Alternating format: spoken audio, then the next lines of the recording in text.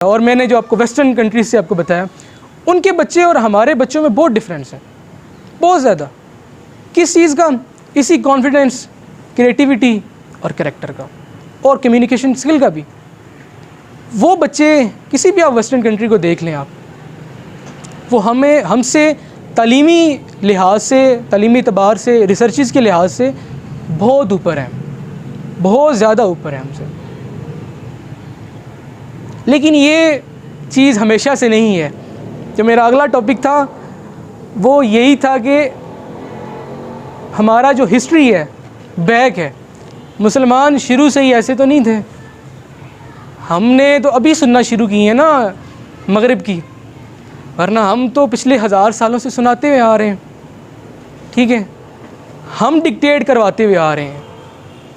ठीक है, मतलब जब मुसलमानों का अरूज था, जब मुसलमान ने एक्चुअल में मतलब समझ लिया था कि तालीम है क्या।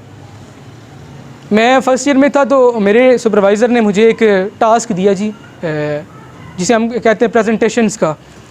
उन्होंने कहा जी कि आपने प्रेजेंटेशन देनी है, और मैंने उनसे पूछा किस टॉपिक के ऊपर, तो उन्होंने कहा जी पीरियोडिक टेबल के ऊपर।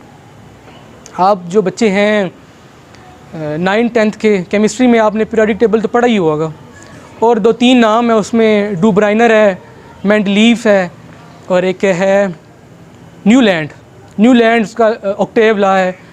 तो ये बेसिकली हमें बताया जाता है जी कि इन लोगों ने ना काम किया है इस चीज़ के ऊपर, पीरियोडिक टेबल के ऊपर।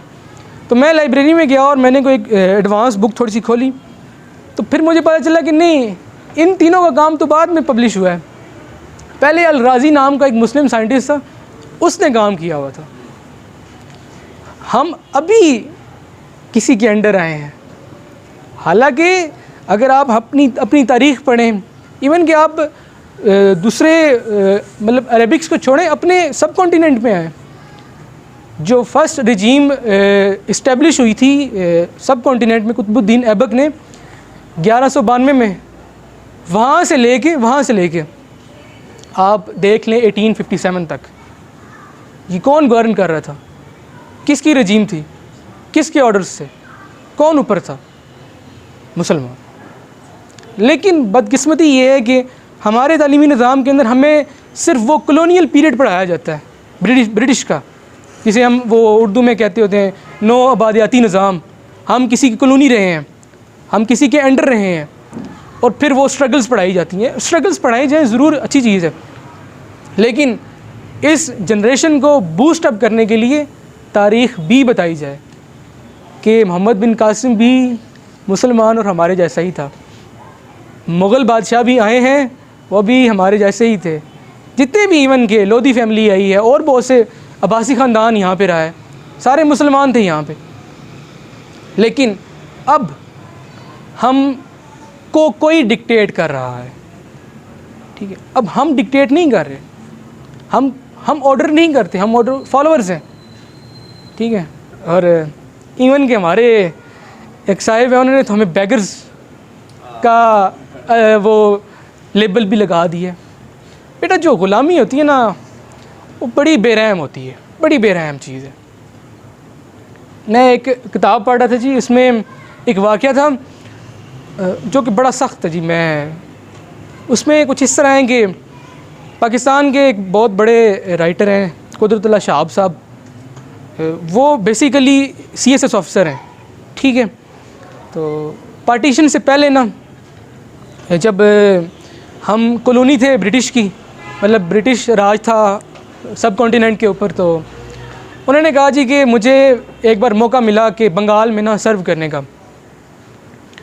हुआ कुछ यूँ कि बंगाल में आपको पता है कि वो बिल्कुल एक जजीरा टाइप है, साथ ही समंदर लगता है, और वहाँ पे कुदरती आफ़ात बहुत ज़्यादा आती हैं, जिनमें से एक तो कुदरती आफ़ात ये है कि वहाँ पे कैद साली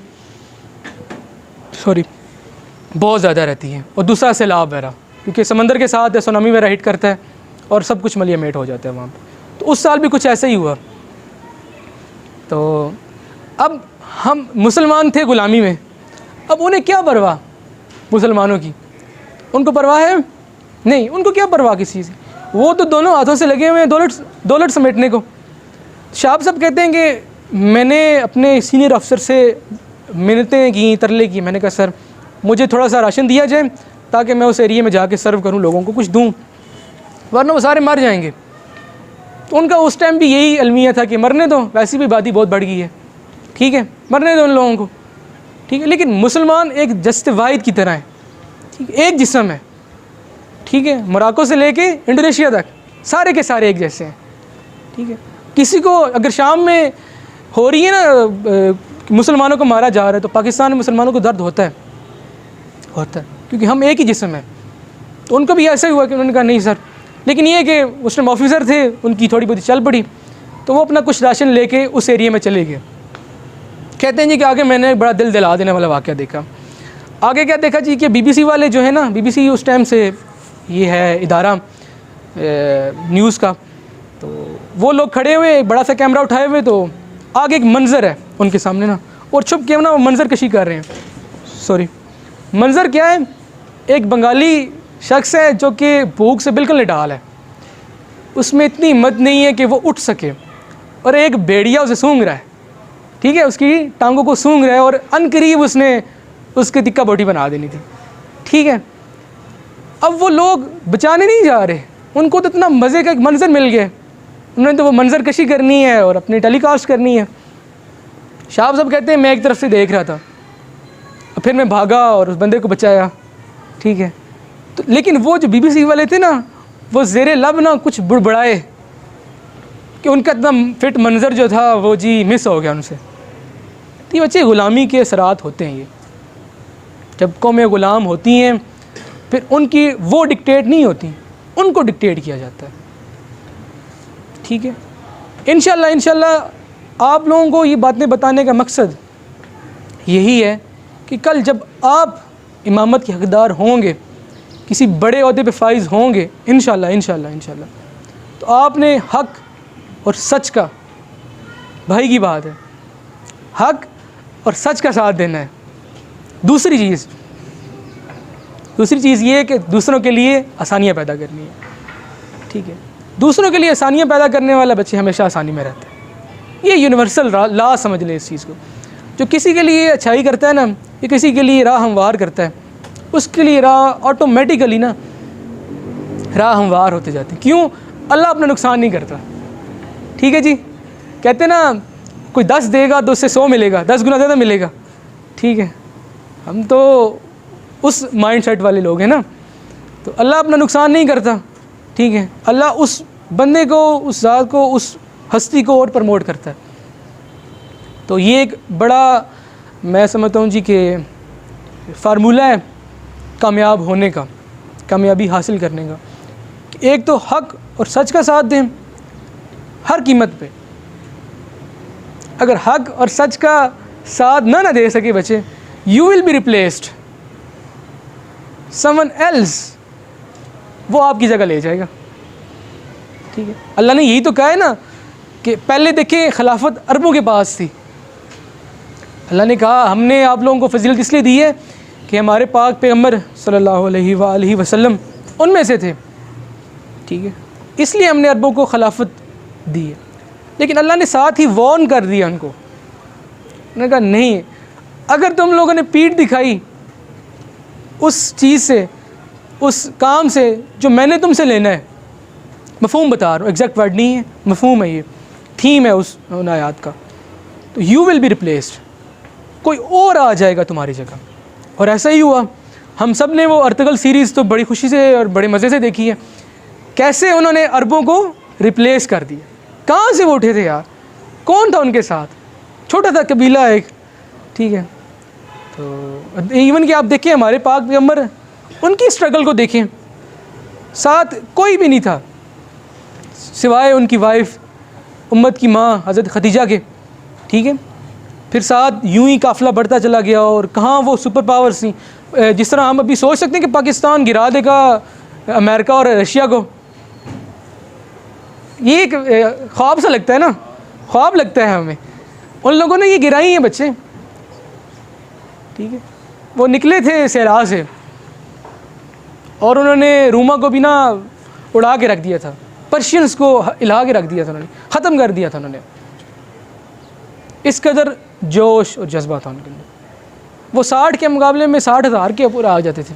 और खालिद बिन वलीद को जब वो उन्होंने मार्का लड़ा ना, रोमन्स के सामने गए ना, तो रोमन्स ने, ये शुरू से ही स्ट्रेटजी होती है बच्चे उनकी, वो कहते हैं कि आप लोग हमसे अनाज वगैरह ले जाओ, कपड़े शपड़े ले जाओ, वैसे भी तुम अरबों के पास कुछ नहीं है, ठीक है, अगले साल फिर आ जाना, हम फिर दे देंगे तुम्हें, ठीक है। ये उनके अल्फाज थे, मफहूम इस तरह का है।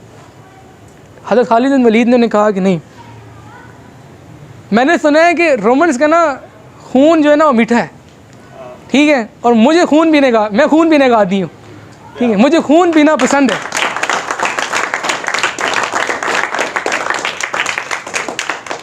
ये बच्चे जज्बा था उन लोगों में, ठीक है।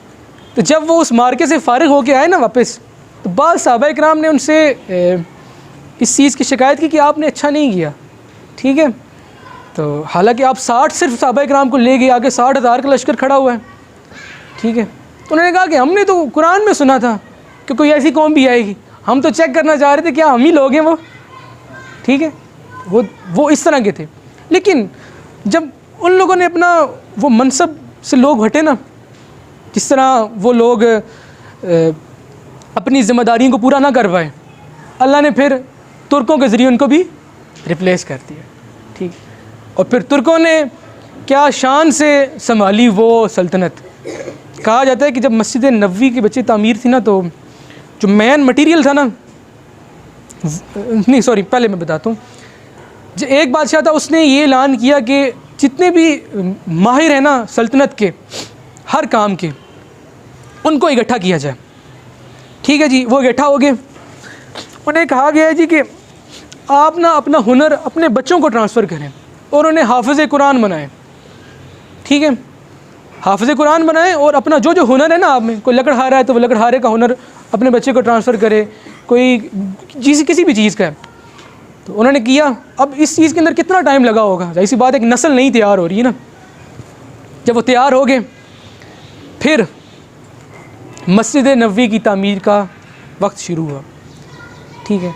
जिस लकड़ी से गुंबद हज़रा की तामीर हुई है बच्चे, उस लकड़ी को शुरू से लेके एंड तक जमजम का पानी लगा है, ठीक है। उस देख रहे उसकी ग्रोथ में कितना टाइम लगा होगा, ठीक है। और फिर जब कंस्ट्रक्शन का काम स्टार्ट होने लगा, तो जो मेन मटेरियल था ना मस्जिद नबवी के अंदर जो इस्तेमाल होने था, वो 35 मील दूर था। अगर किसी मिस्त्री ने ना एक ईंट को तोड़ना था ना, वो 35 मील दूर जाके तोड़ता था, क्योंकि नबी पाक सल्लल्लाहु अलैहि वसल्लम के पास उनके आराम में, उनकी शान में कोई गुस्ताखी ना हो। ये बच्चे अदब का लेवल होता है। अल्लाह ने फिर उन्हें तरक्कियाँ दी। 600 साल तक वो लोग प्रमोट होते गए। उनकी नस्लें आगे आती नहीं, उनकी नस्लें आगे आती नहीं। लेकिन वो भी क्या हो गए, रिप्लेस। अल्लाह ने उनसे भी छीन ली वो खिलाफत। क्यों? क्योंकि अल्लाह अपने कानून में ना, जिस तरह वो वाहिद यकता है ना, एक है, कानून में भी ना वो बड़ा सख्त है। अल्लाह अपने कानून कभी नहीं बदलता, कभी भी नहीं बदलता अल्लाह अपने कानून। जब वो लोग उस चीज़ से हट गए, उनको भी अल्लाह ने रिप्लेस कर दिया। बच्चे इनको रिप्लेस हुए ना कोई कम से कम 100, 105, 110 साल हो गए। खिलाफत जो है वो किसको मिलनी है, कौन हकदार है, अभी कोई सामने नहीं है, अभी कोई सामने नहीं है। क्यों? इसकी क्या वजह है? को बता सकता है कि खिलाफत सामने क्यों नहीं आ रही, कोई वाज़िया खिलाफत सामने हमारी क्यों नहीं आ रही, कोई इकट्ठा क्यों नहीं कर पा रहा मुस्लिम उम्मत को? किसी के पास कोई जवाब है इस चीज़ का? एनीवन? हम लोग क्यों इकट्ठा नहीं हो पा रहे? बिल्कुल ठीक है। और एक और बात भी है, वो ये कि यार वो कर देगा ना, यार वो तुर्की वाले हैं ना, वो दोबारा खड़े हो जाएंगे ना, वो मराकश वाले हैं वो खड़े हो जाएंगे ना, वो कतर वाले स्टेबल हो रहे हैं वो खड़े हो जाएंगे, वहाँ से खिलाफत स्टार्ट होगी। खुद कोई भी इस चीज़ को खुद अपने आप को इस काबिल नहीं समझ रहे। मतलब जो पूरी मेरी वो डिस्कशन का महवर था वो एंडिंग की तरफ जा रहा है। जो मैंने मकसद हयात आपको बताया था कि इंसान तो खलीफा बना है, अल्लाह का नाइब है। भाई अपनी क्वालिटीज़ को खुद पॉलिश करो, वॉलंटियर हो। इंशाल्लाह इंशाल्लाह इंशाल्लाह हम ना सही तो हमारी नस्लों में से ही कोई इस खिलाफत का हकदार ज़रूर होगा, इंशाल्लाह इंशाल्लाह। और फिर इस्लाम का जो झंडा है वो सर बुलंद होगा। और इसकी वाज़ह निशानियाँ यही हैं बच्चे कि जिस मुल्क में हम रह रहे हैं ना, ये झंडा जो आपके सामने है, ये वाइड स्टेट है पूरे वर्ल्ड में जो दीन इस्लाम के नाम पे बनी है। हालांकि इसके साथ की 56 स्टेट्स मुस्लिम स्टेट्स और भी हैं, बट वो कोई सेकुलर कह रहा है, कोई किस नज़रिए पे कह रहा है, कोई किस नज़रिए पे कह रहा है, लेकिन वाहिद ये झंडा है जी जो ला इलाहा इल्लल्लाह पे बना है। और इस ला इलाहा इल्लल्लाह की लाज हम सब ने रखनी है बच्चों। ये अब सारी की सारी ज़िम्मेदारी ना हमारे कंधों पे आन पड़ी है। इसलिए ख़ुद को पॉलिश करें, निखारें ख़ुद को। और ये जो छोटी छोटी चीज़ें, ये सेमिनार कंडक्ट हो रहे हैं, ये इंडिकेशंस हैं आप लोगों के लिए कि यार अल्लाह ताला की ज़ात आपको कुछ बड़ा देने का सोच रहा है।